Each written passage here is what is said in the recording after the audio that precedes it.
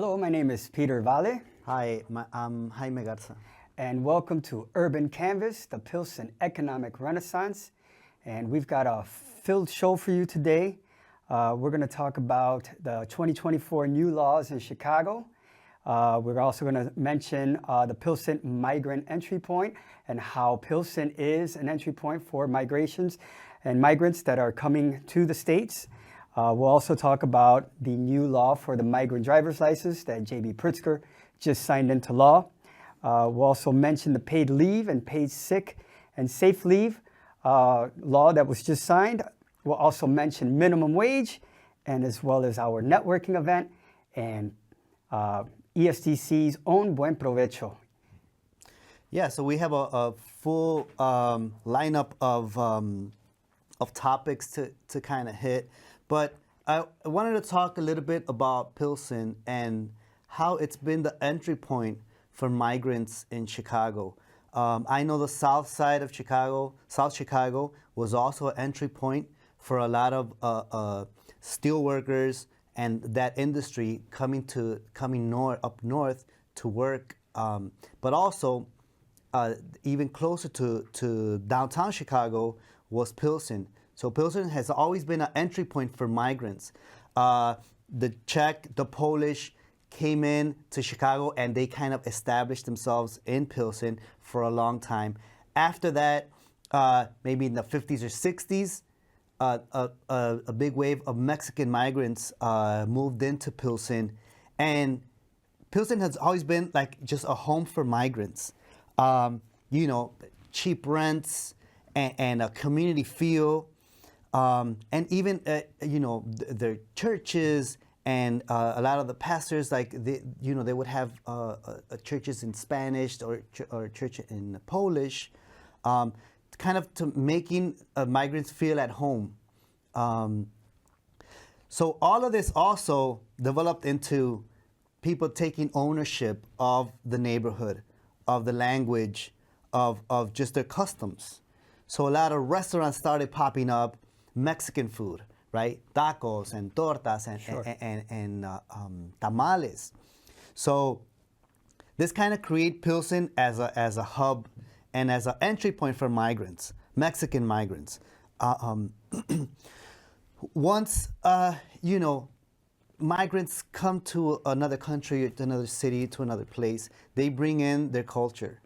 One of the main things in culture is food and music. Absolutely. So a lot of the customs, a lot of the food, and a lot of the music, especially in festivals and festivities in church and church celebrations, Mexican or Spanish music was performed, and it kind of created an aura in Pilsen that was rich in culture. Also, art, visual art. Back in the 20s, 30s, 40s, in Mexico, there was a big mural movement. That kind of also influenced a lot of Mexicans that arrived to Chicago, to Pilsen, to kind of continue that legacy and continue that muralism. To talk, hablarle al pueblo directamente with art.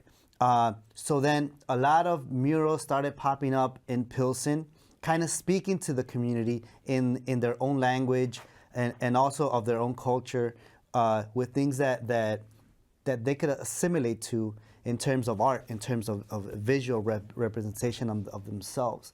So a few examples is like soccer, also religious murals, also Aztec and Mayan gods and deities. So all of these things started popping up in Pilsen as the mural movement started to grow.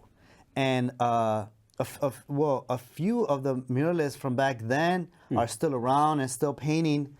One, a good friend, Sal Vega, who painted these Pilsen letters that are behind us. These are 5-foot letters, hand painted by Sal Vega, one of the muralists from back in the day. Who still continues today, because there are, in fact, newer murals that were created by Sal Vega. Yeah, so I mean, anyone that knows about the art or the mural movement in Pilsen knows that Sal Vega is kind of a staple for Pilsen, and his examples of art are displayed a lot around a lot of walls in Pilsen, and he's well respected. He just had a recent visit to Spain, representing Chicago for Chicano art exhibit Wonderful. back out in Spain. And so these characters like Sal have made Pilsen what it is. As Sal, as an immigrant or sons of immigrants, he helped create the culture that exists right now in Pilsen. So talking about the migrant entry point as Pilsen, it's always been with open arms. And I think this new wave of migrants coming from mostly Venezuela Yes. have arrived also to Pilsen. And Pilsen as a community as a whole has also embraced that. And also there's been a lot of meetings and things to see how to help these new migrants that are also from 6 months old to the elder. Sure. Families, young people, traveled a long way to arrive to the United States. And once they were in the United States, asking for asylum, they were sent to Chicago by the governor of Texas, mostly. And so right now, Chicago is trying to adapt and be human to new migrants that are arriving to Chicago, and a lot of them arriving to Pilsen. So there's a few new laws that passed in Illinois for this same reason, to kind of ease the psychological burden on Sure. people traveling all this way. So a few things the governments, a lot of things the governments do, some are good, some are not that good. But I think this is an excellent law that passed that's going to ease the burden and help out people that really need help. This one is the migrant driver license. So so it was signed to law and it went into effect yesterday, July 1st, 2024. So it was signed by J.B. Pritzker, and it is replacing the temporary visitor driver's license that was the norm in the past. And now it is being replaced with a standard 4-year license being issued to migrants that are undocumented in order for them to drive. And I think it is an important legislation.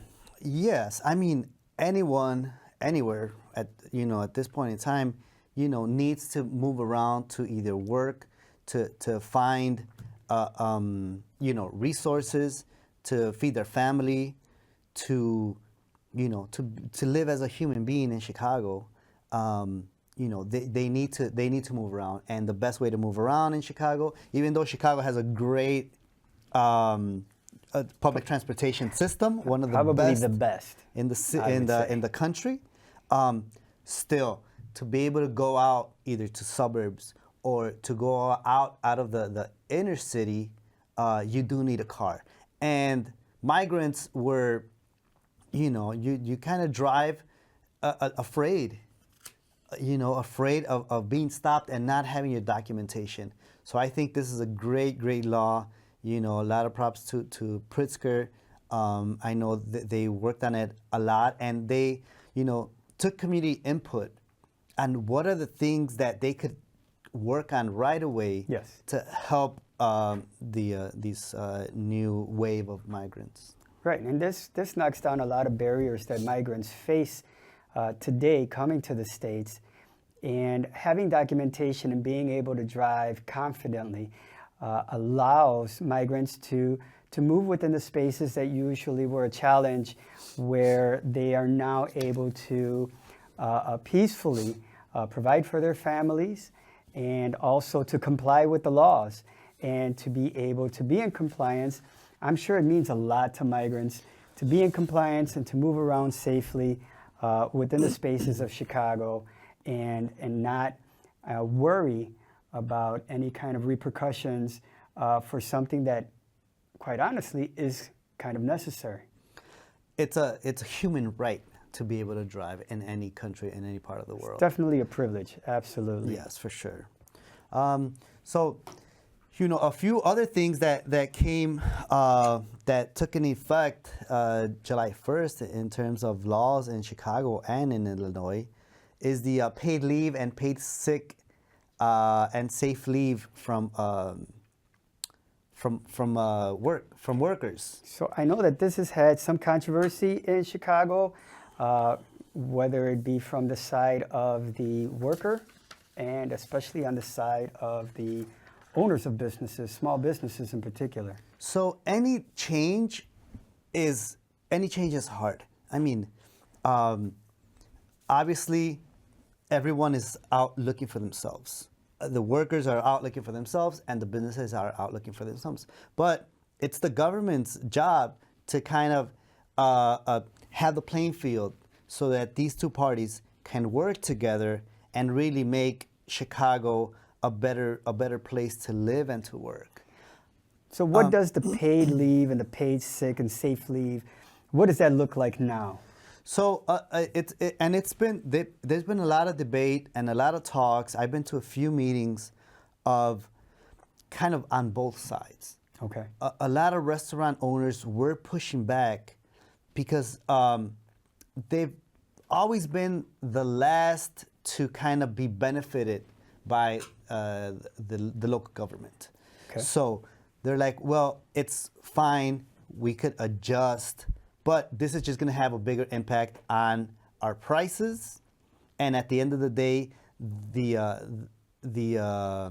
customers are going to be ending up paying for this extra fee that this law kicks in, right? So, and a lot of it is for the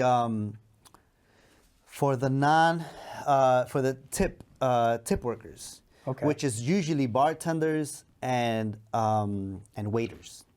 Also, somewhere in there fit the dishwashers and the busboys, maybe, and the busboys. So basically, this is stating that even as a tip worker, you're going to have time paid off and paid sick days, where I guess in the past that was left up to the small business owner's discretion, whereas now there's a law stating that you are afforded a certain amount of paid sick days and paid leave.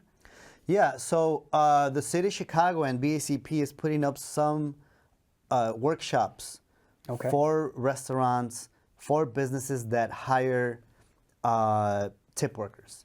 So there's a lot of small details, a lot of kind of what's a full-time, what's a part-time, how many hours should you be working a week, a day, and I don't want to just say things that are not true. I rather us direct the audience to these workshops, and we'll be putting them on our ESDCchicago.org webpage so that small businesses, restaurants, bars can go directly there and learn exactly the laws that kicked in yesterday. I know already some restaurants have adjusted since last week, since before it even kicked in. They knew it was coming. Yeah, so they've been adjusting prices, and they've been talking to their employees about how their minimum wage, I'm sorry, their paid leave is going to work. You know, how many days they have to been working at the place before they get these benefits. Now, you had mentioned earlier that you had been to meetings both for the small business owners and also the workers. How are the workers feeling at this point about the new legislation? The workers are very happy. They see this as a win. Okay. It does create some security, and just the tip worker is very wide, right? There's a lot of tip workers that get paid, $100,000, and there's a lot of tip workers that get paid $30,000 a year. So it's very broad. Some on the high end are saying that it's not going to work for them. It's not going to benefit them.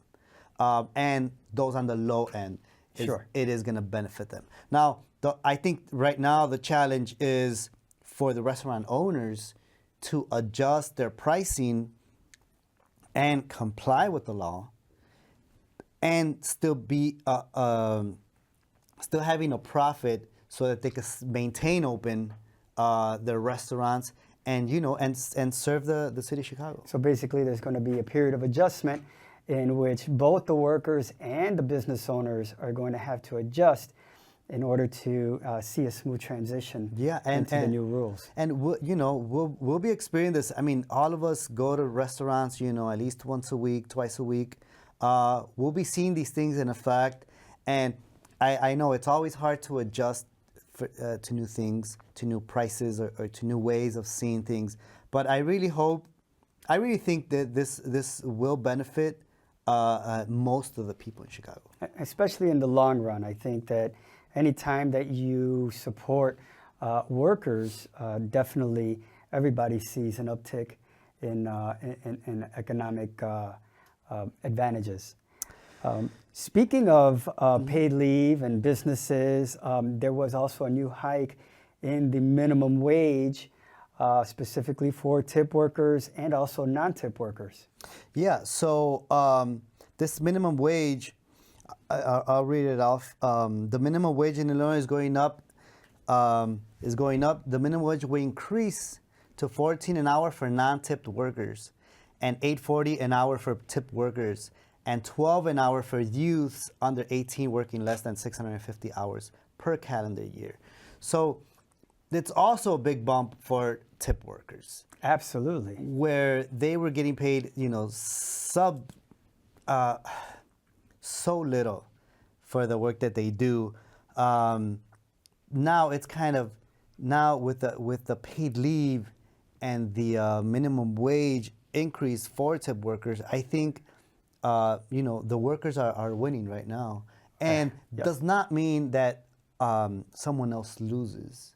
I think a business should be breaking even, making a profit, and everyone should be benefit from the fruits of everyone's labor, Sure. from the top owner and investors to the management to the workers. And also, when workers are getting paid decent and are treated with respect by giving them paid leave, they're better workers, and there's a more retention on workers staying with the company. And we already know that retention in any organization or any job, productivity Yes. is increased because of the experience of these workers that have been in the business for a long time. And I think today in the working atmosphere that we currently have, I think retention is a very big challenge for a lot of business owners, and as well as like any kind of job security. And I think that when the workers are happy, definitely they'll come to work, and they'll continue to work harder and to produce the way that the small business owners need at this time. Yeah, so there'll be, these are a few very important things that are going to happen in the business, in the workplace in Chicago. I would ask viewers to follow us on Instagram and Facebook, ESDC Chicago, to get updates on how to attend these workshops directly with the Office of Chicago BACP, to get exactly what is the law and what restaurants and bar owners should be implementing. Yeah, and I believe that these changes are going to be definitely a topic at the water cooler for weeks to come, especially those that it's going to be impacting, especially the non-tip workers, your waiters and your busboys who rely on tips, your baristas. These are people that usually do not see a large pay. However, this could probably level the playing field for a lot of these workers. And then also, let's not forget that the minimum wage has also been raised for regular workers. And now it gives, let's face it, everything has gone up. Food has gone up, gas prices have gone up, rent has gone up, taxes have gone up. And I think finally we get to see that wages going up kind of allows us to kind of catch up to these increases that have been happening and that are beyond our control, but now we're able to go ahead and regain some of that control through this legislation that J.B. Pritzker and the state of Illinois have enacted. And one of the things ESDC tries to do is also create business and support business and promote business. So one of the things how we do it is by creating these events. And what's our next event? I think we said July 23rd, which is on a Tuesday. So on July 23rd, we have our networking event, our bi-monthly networking event, where we invite business owners, political officials, marketing agencies from the city of Chicago to come and mingle, hang out, Sure. have some drinks, have some food, and really create partnerships on how to create a Pilsen that is strong, that is friendly, and that's clean, United. and that's united, and that can benefit as a whole, as a tourist and a local tourism neighborhood. Sure. So this networking event is July 23rd. Check our social media for this special invitation. You do have to be a business owner or a manager to attend, or you could be a entrepreneur and you can have a startup, and you should also come and hang out with people that also have your same vision. Right, and also sometimes we'll have a guest speaker, or we'll have a sort of a theme behind the networking event. So I would encourage you to visit our website or visit our social media platforms in order to find out what that entails this month around. Yeah, July 23rd. Also, we have coming up, and we'll probably talk about this on the next show, we have an event that we call Buen Provecho, and a lot of people know it as the Taste of Pilsen. It usually happens in September, and I'm always excited about it because, as we know, Pilsen is full of wonderful restaurants with wonderful food practically from all over the world. Yeah, so over 30 restaurants participate, and it's really, we call it a restaurant walking tour. Okay. So, you get your ticket and you go into every participating restaurant, and they have samples of their best dish. It could be the drink, or it could be a slice of pizza or a taco. And it's a very cool event because you get to go into places that you haven't eaten before, mm-hmm. and kind of experience and feel the vibe inside. And hopefully you become a client of this new restaurant that you've never been to. And there's been a few new restaurants that have opened up in Pilsen. Absolutely. That I'm dying to hit up. Same. So I'm hoping it always sells out. So we'll be releasing more details on our webpage and on our Facebook and Instagram. So check it out. Buen Provecho, the Taste of Pilsen. It's in late September. I know that you also get a tote with your purchase of the ticket, so that you don't have to eat everything at once, so you could save some of it. I mean, because 30 restaurants, let's face it, that's a lot to visit and have to eat in one sitting. But, Yeah. With the pizza or with a snack, or I think one place had tempura shrimp, or or any kind of meal that they'll be offering. I know that coffee places participate. So, we're going to run the full gamut of different types of foods that you're going to be able to try, and you'll be able to take some home with you.